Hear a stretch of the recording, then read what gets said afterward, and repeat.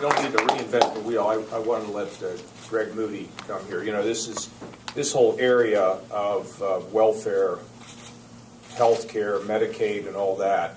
It was just disparate, spread all over the place. Nobody could get a handle on it. And the first thing we did was healthcare transformation, which was a big deal. Trying to take resources and authority out of the hands of people who already have it is not always the easiest thing to do unless you have good people around who say, hey, we're all in this together and it's not about me. So we got the Office of Healthcare Transformation created. John McCarthy, phenomenal, come in here from Washington, D.C. To run Medicaid. Greg, now working with John and all of his team to do remarkable things in healthcare. I was just with Joel Klein yesterday, who has a big project on education. He's a former head of the New York school system.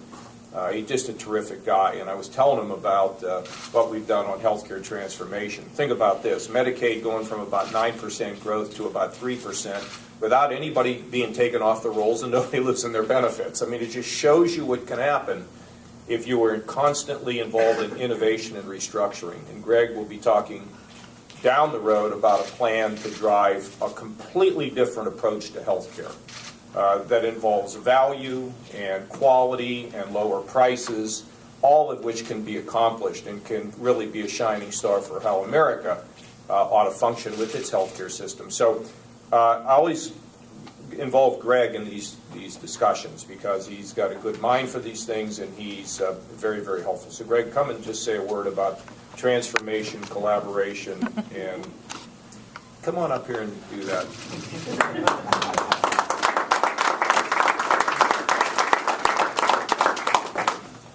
Thank you.